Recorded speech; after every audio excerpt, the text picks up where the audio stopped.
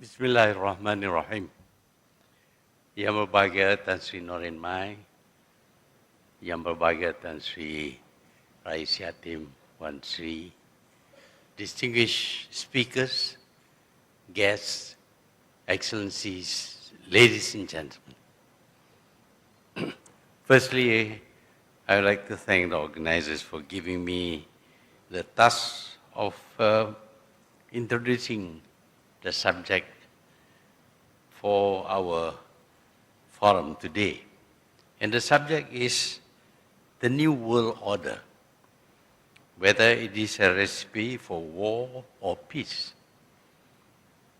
We often hear leaders talking about a new world order. And for most of us, when somebody speaks about a new world order, we visualize a better world, a world where we live a much more prosperous life, free of oppression and the like. But actually, the idea of a new world order is not new. It is very old. And you heard from Tan Sri Norin Mai just now what kind of new world order was first conceived. Basically, it is about having a world government. We should abolish all states, all nations, all borders, but instead have only one world government. And that world government is to be by certain people, elites, people who are very rich, very intelligent, very powerful in many ways. They are the ones who will govern the world.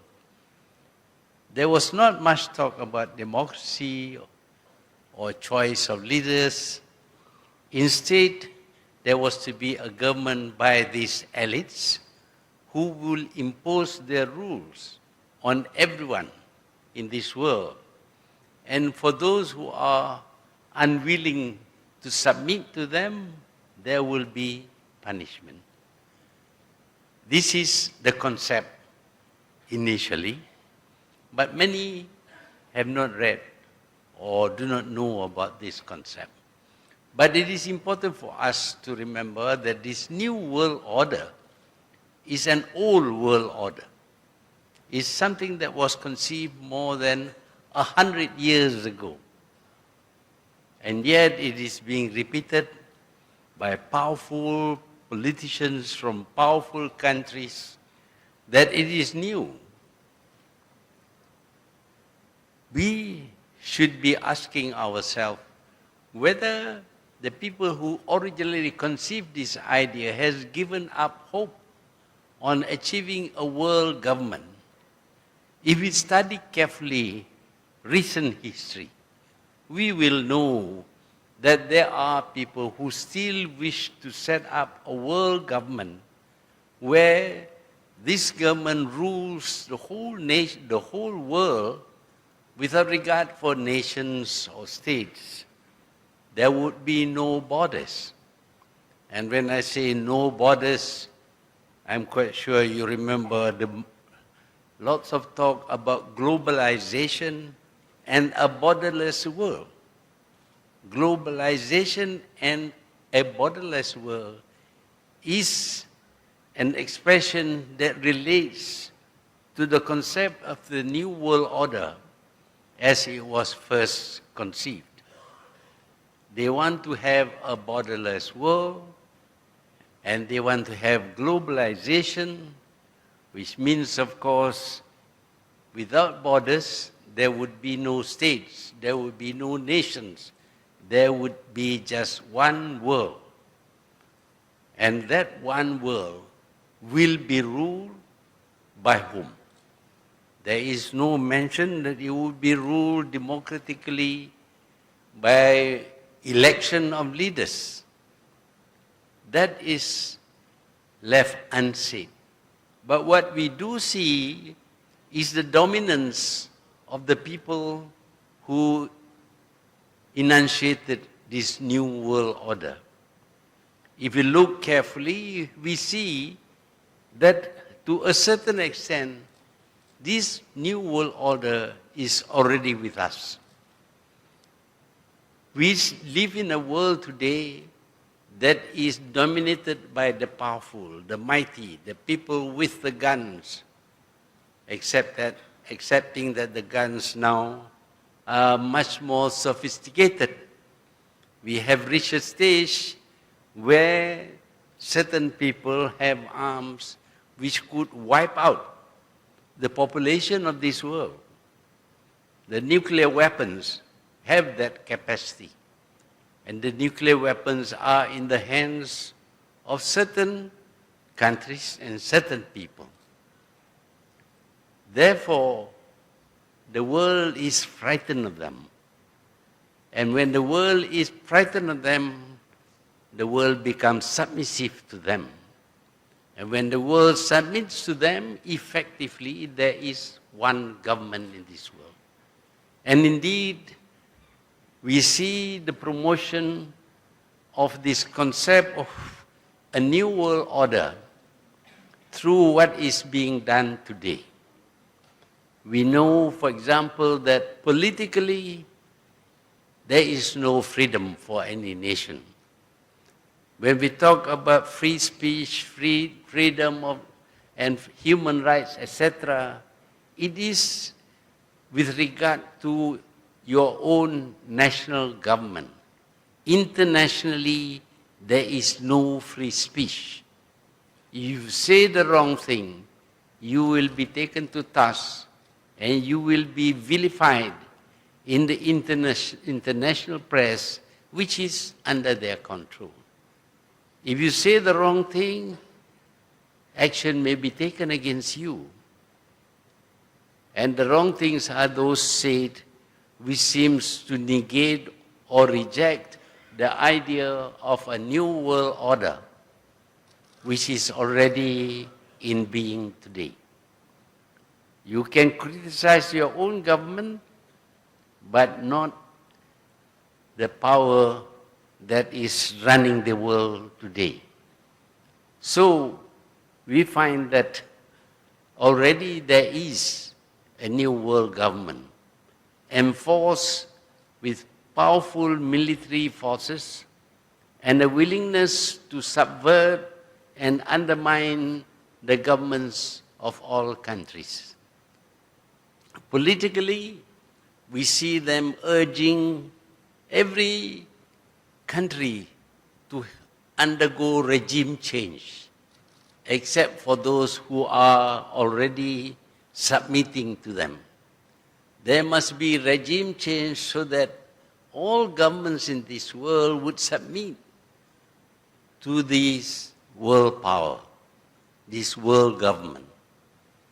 And if you refuse to change your government, you will be persuaded through propaganda, through actions including invasion and occupation, and the removal of the head of that government to be replaced by one that submits to the most powerful nation. In other words, the one who will accept the concept of a new world order. This is happening today. We see this in the Middle East.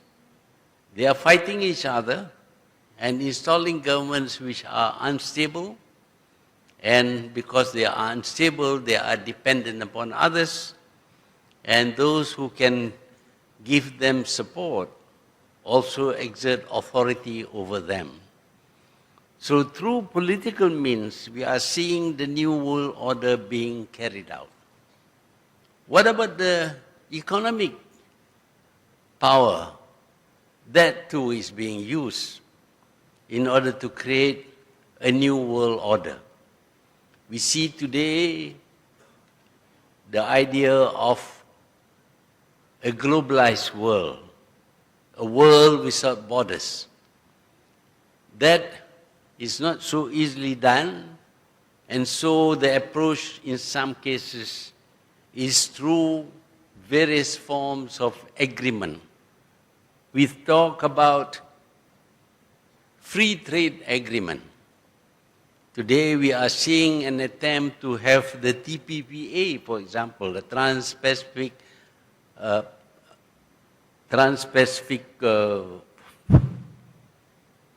Partnership Agreement. It's not a partnership.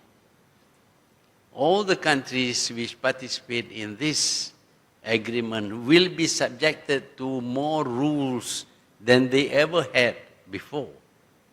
In other words, the TPPA is not about free trade.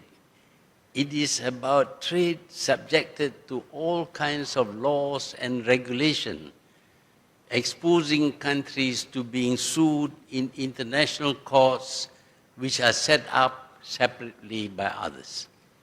So the TPPA is not about free trade, it is about regulated trade. Once you have regulated trade, then of course the most powerful economy will dominate that system conceived under the TPPA. So you can see that an attempt is being made to control commerce, international commerce, and the well-being, the economic well-being of nations through so-called free trade agreement. Free trade agreement which is not free at all. Many fail to notice this because it was called, or it is called, free trade. But actually it should be called regulated trade. But that is not all. We find that if you are recalcitrant, you don't like to conform, then you may have sanctions placed against you.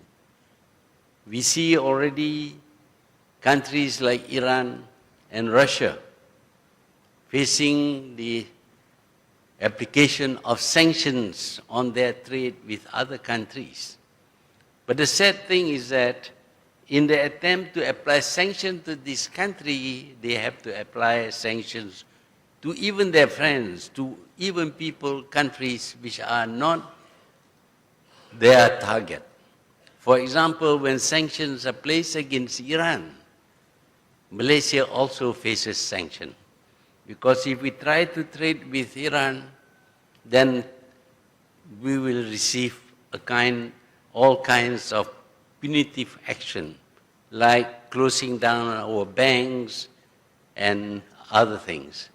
So the attempt to control the world through the most powerful nation is already on in not just the political field, but also in the economic field. Then there is the moral values that are being promoted. You are not allowed to have your own value system. You must conform to the new value system as conceived by the powerful. We should have freedom, and freedom should be unlimited. And we see the promotion of values which are against our own beliefs, against our religion. But this we must have because these are the values that is promoted by the most powerful nation in the world. We must allow all kinds of freedom, including equality between men and women, to the extent that there is no necessity for men to marry women or women to marry men. They can marry among the same sex if they so wish. That is against our value system, but we have to accept that also. And there are other values which are being undermined because of the need to set up one single system of moral values. The stress is always on equality, on freedom of speech. And so we have what happened to this magazine called Charlie Hebdo. From France. And because of freedom of speech, this magazine has a right to insult other people. Now, if you allow insulting people as part of the freedom of speech, you will have no peace. I cannot walk up to a person and curse him or call dirty names about his parents simply because it is my freedom. I think the freedom of the people who receive this kind of treatment would be to bash you on your nose. But the interpretation of freedom is that you can say anything, insult anybody you like, because freedom is the most important thing in this system of moral values that is being promoted. So along all the three areas, you see an attempt to undermine everything that we believe in, undermine our politics, undermine our economy, and undermine our moral values. When this happens, of course, if all were to accept all this as the necessary thing for our lives, then there would be the need to submit to one single government, a world government. And this world government will govern without our consent. They will govern according to their own concept of governance, their own ideas about freedom, their own ideas about what is right and what is wrong. And when this happens, of course, then the new world order would have succeeded fully. What we are seeing today is a process towards that direction, the establishment of a world government that is responsible to nobody. We would have no choice at all as to who should rule this world. We have to accept the rulers because they consider themselves as the most suitable people to rule this world. So this idea about the new world order is still in place. The new world order meaning that there should be one world government and they should rule according to their whims and fancies. What we are seeing today happening in the Middle East, happening in many other countries, including in Malaysia, where interference is being made in the political process of this country, all these are in the interest of establishing the new world order. Now, would this bring peace to us?